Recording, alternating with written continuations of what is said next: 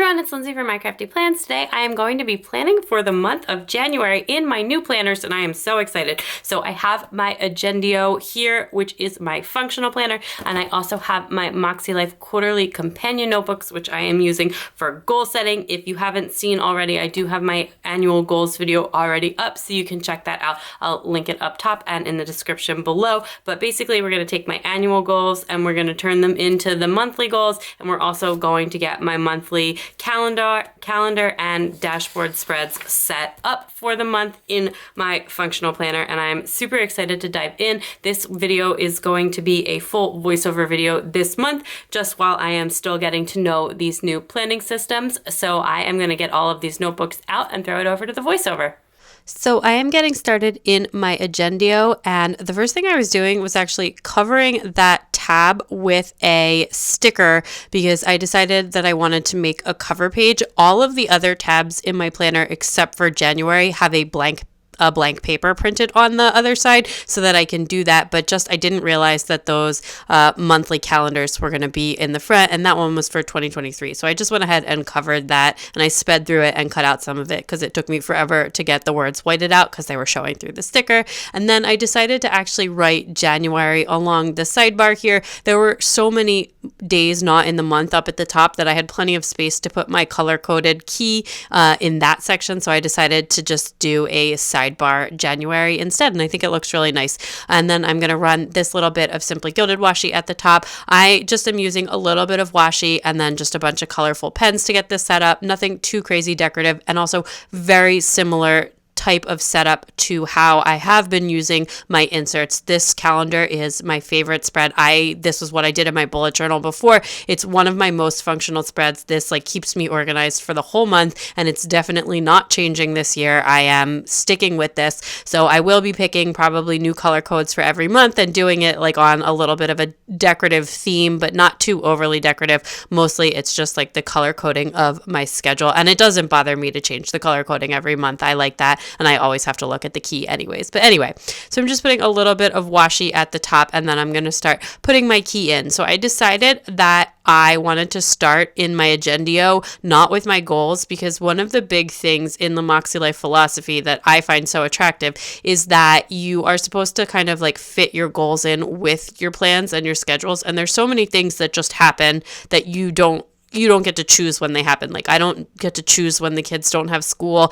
I don't always get to choose my work deadlines, just depending. I don't get to, I schedule doctor's appointments, but I need to know when those kinds of things are in order to know how much time I have to devote to goals in different categories. And if I have a really big work project on, I don't want to necessarily write a bunch of goals that are going to be super time consuming around house decluttering, because I'm not going to have time to do that. So with that in mind, I decided that the calendar was the right place to start, and I actually think this was a really good decision and something that I will definitely carry forward in the months ahead, at least into next month. There are some other things that I do, especially when we get to the goal setting, that I will certainly be refining as I go through the months and work through this process and just get more used to going back and forth between the goals and the functional planner, and just more used to the systems in general. So definitely already have some lesson learned that I could share with you, but overall I do think that this worked pretty well, especially for a first time. So I didn't want to go too crazy with the decorations. Honestly, I just wasn't feeling it, and I just wanted something a little bit more simple. Last month in my December insert,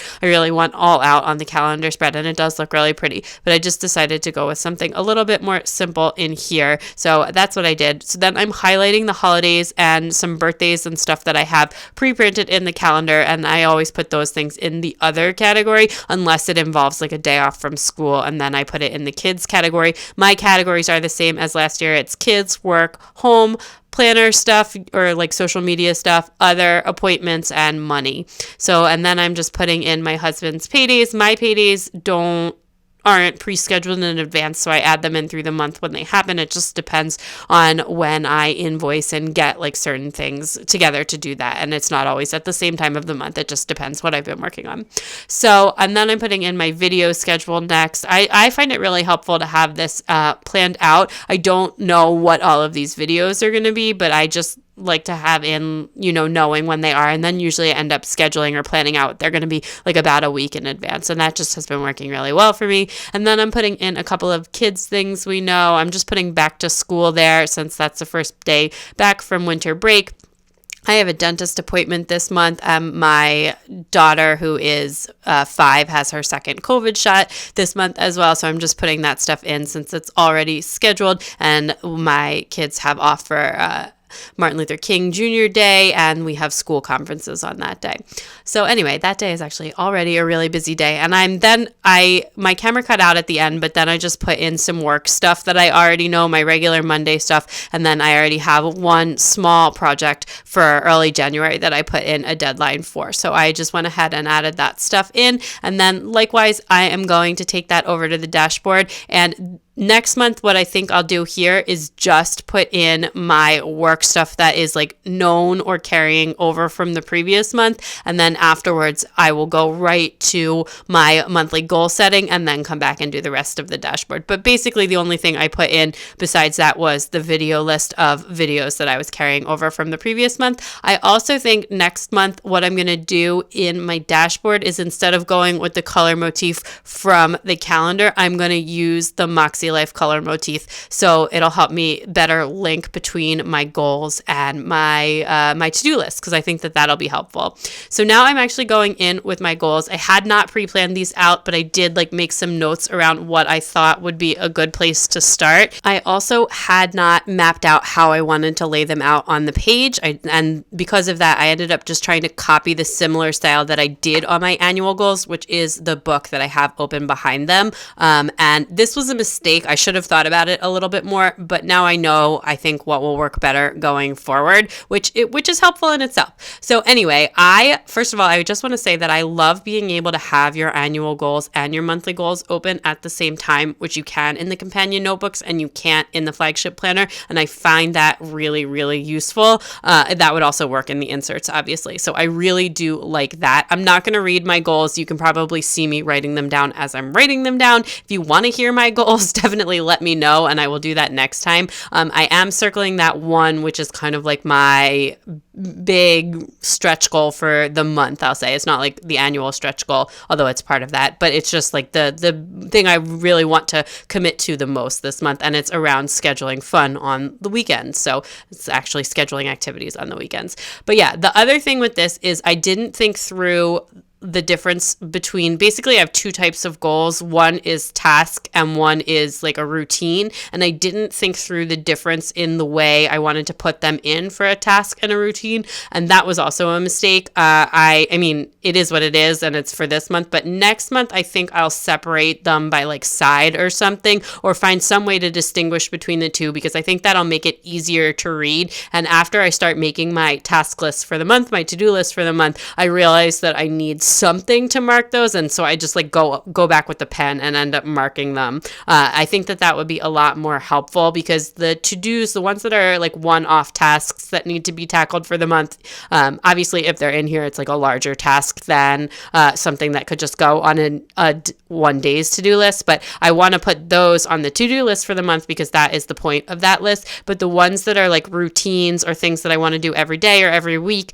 that is not what I want to go on the to-do list. And I need to find a space to put those kinds of things somewhere else, which I'm going to tackle in my first week's planner in here, which I won't be showing that on my YouTube channel. If you want to see the spreads, you can check it out on Instagram, but I will be doing a plan as I go in my weekly planner, in my functional planner, probably mid-month, because I'll be like a little bit more used to my planners by then. So you can stay tuned for that. And those are like the more habit tracker things. And I think for the few of these that are daily, I may start using habit trackers in my weekly spreads, but I do have some that are weekly or monthly, and like the weekly ones, I can just go ahead and schedule every week on the day that they're supposed to happen, or put them on my weekly to-do lists on my weekly spreads.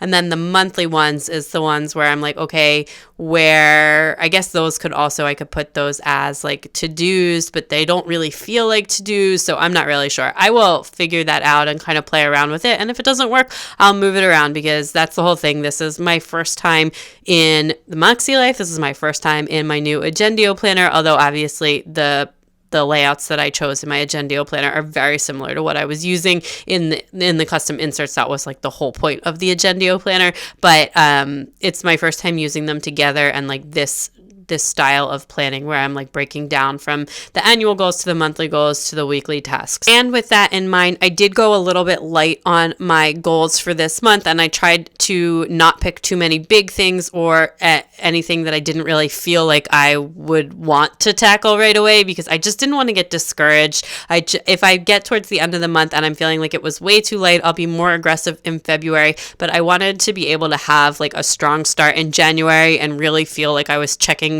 you know, all of the things off my list, because I think that having that strong start will help me keep momentum to keep going, just like knowing myself. So I did try and go not too aggressive on my goals for the first month, especially since this is the first time that I have done annual goals in, I think, 4 years. So I just really wanted to be able to say I did really great on what I wanted to do in January, and I'm sure I will, if I'm able to carry that, like that good feeling and that momentum forward, that will help me more in the months to come when I can get a little bit more aggressive with my goals. So anyway, then the last thing I'm doing is taking those task type goals and putting them on my to-do list. And this is where I realized that I needed a way to easily see the difference between the two in my MakseLife. So I'm just marking the circles with some like pen around the edges, and then also just writing a W for weekly, a D for daily, or an M for monthly in the ones that are more routine based, and just leaving the task ones alone. So then all of the task ones I put in my to-do list, except the work ones, which go in my work list. And then some of them are like kind of grouped together in my to-do list though. And that's pretty much it for how I set up the monthly. Okay, so that was everything, but after sitting with this for a few days, I decided to make a couple of changes, mostly to my dashboard page. So I just wanted to jump back on, redo the end of this video, and just show you the couple of things that I changed. First of all, I did add one more monthly goal in under fun and recreation, and that's to get the kids' passwords paperwork started, just in case. I think that's a good thing to just tackle right at the beginning of the year. Then off camera, I did just make this into a cover page. That was my original intention. That's why I put the sticker down, but I just totally forgot to do it while I was filming. So I just threw some washi at the top and wrote out January at the bottom. Just went with this very simple cover page. Then no changes to my monthly calendar. Here is where I made the most changes. I did also just run some more washi over there, but most of the changes are on this page. After just sitting with this page for a few days, I decided to just go ahead and white out the dots that I had made at the top and go to the MakseLife color coding system for right now. So now the colors for the dots for my to-dos and for my works, and even for the schedule, all match the color system of the MakseLife, and I'm going to keep that going probably throughout the year, at least for now. I think that makes a lot more sense, and it helps me get this page and my monthly goals much more aligned. Then the other change that I made here is under the notes section. This is where I actually ended up sticking the things for my habits. So I wrote out daily, weekly, and monthly, and then I highlighted in the color of the goal that it coordinates to in the habits. So I have my dental routine under the daily habits, and it's in the kind of bluish purple color. That's for the MakseLife health and wellness. And then likewise on my to-dos, I took all of the task ones, although like I said, some of them are rolled up together, and I put those on the list, and then I used the Zig dot marker or the other dot marker. I am using 3 different brands of dot markers because that's what I have in my collection. I did use the corresponding color. I don't love the way that the dot markers work against the whiteout, but I just thought that this would be better than the way that I had it. So now I'm really happy with how this page looks and how this is going to function together with my goals. So I did just really quickly want to show you that change that I made. But anyway, that is everything for this video. I hope you enjoyed it. If you did, please give it a big thumbs up. I'd love it if you'd subscribe, and definitely check me out on Instagram, where I will be checking in, I'm sure, all of the time on my functional planning and on my goals, etc. But otherwise, I will see you in the next video. Bye!